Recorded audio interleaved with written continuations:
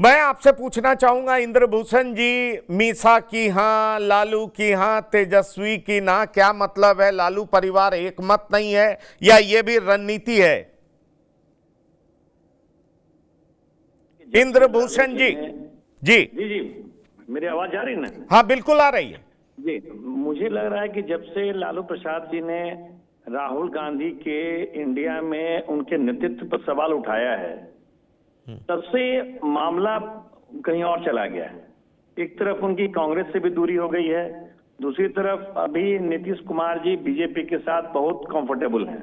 आप देख ही रहे हैं, कभी बीएसपी उनके साथ घूम रहे हैं, कभी सम्राट चौधरी जी घूम रहे हैं, और अभी तो लोग बिहार के सर्कल में कहने लगे हैं कि मोस्ट ओबीडियंट डिप्टी सीएम हो गए हैं सम्राट चौधरी जी, सुबह से लेकर शाम तक साथ में उनके हैं।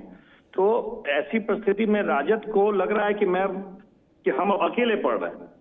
तो इस अकेलेपन का एहसास हो रहा है। लालू जी तो समझते हैं, लालू जी दूर की राजनीति करते हैं, लालू जी 365 डिग्री पर घूमकर राजनीति करते हैं, उनके पास कोई ईगो नहीं होता है।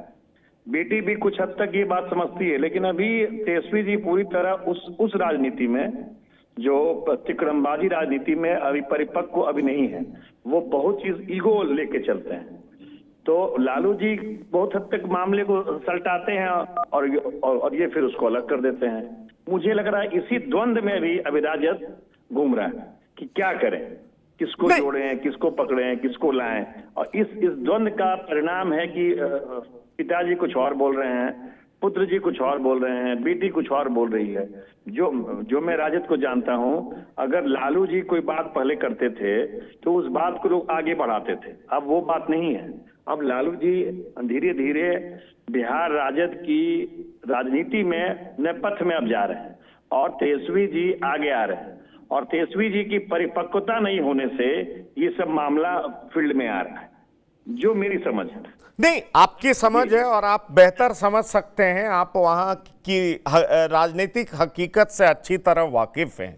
इंद्रभूषण जी, ये बताइए कि आरजेडी में भी एक बड़ा धड़ा है जो कि उनको वेलकम करता है। भाई वीरेंद्र वेलकम करते हैं, मीसा भारती वेलकम करते हैं, लालू प्रसाद खुद वेलकम करते हैं। और अब आप देख लीजिए, पहले तेज प्रताप ने भी कहा उनका स्वागत है। जब उनको बताया गया तेजस्वी यादव खासे नाराज हैं, वो कहते हैं कि नहीं उनको लेना है, तो फिर तेज प्रताप का भी जो सुर है वो बदलने लगा है। तो क्या माना जाए कि लालू परिवार भी इस मसले को लेकर के डिवाइडेड है? एक लालू परिवार लालू जी के साथ खड़ा है, दूसरा तेजस्वी यादव अब अपने तरीके से पार्टी चलाना चाह रहे हैं। देखिए, जो बिहार की राजनीतिक परिस्थिति है पिछले 30-35 सालों से, 1990 के बाद, मैंने 95 से आप समझ लीजिए, जो राजनीतिक परिस्थिति है उसमें 3 फोर्स है। नीतीश फोर्स है, लालू फोर्स है, बीजेपी फोर्स। इसमें जब 2 फोर्स साथ रहेंगे तो वो सरकार बनेगी। ये बात लालू जी समझते हैं और आज भी परिस्थिति वही है।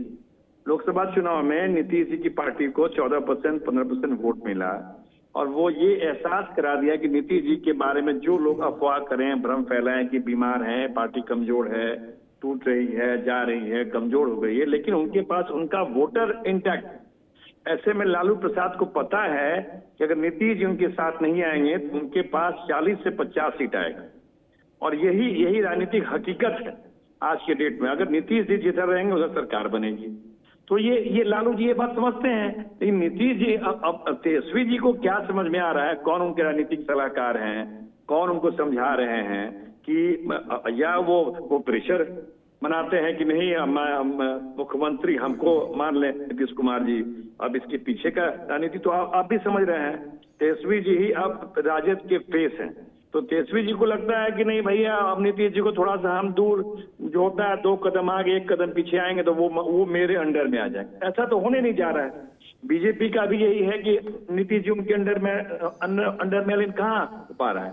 जो बिहार की राजनीतिक परिस्थिति है उसमें तेजस्वी जी को स्वीकारना पड़ेगा नीतीश कुमार को एज अ लीडर, जो वो स्वीकार नहीं पा रहे हैं। इसी का प्रतिफल है कि ये घर में आपको लग रहा है कि मतांतर है नहीं। सब लोग चाहते हैं कि नीतीश जी उनके साथ आए, लेकिन तेजस्वी चाहते हैं कि उनकी शर्तों पे आए।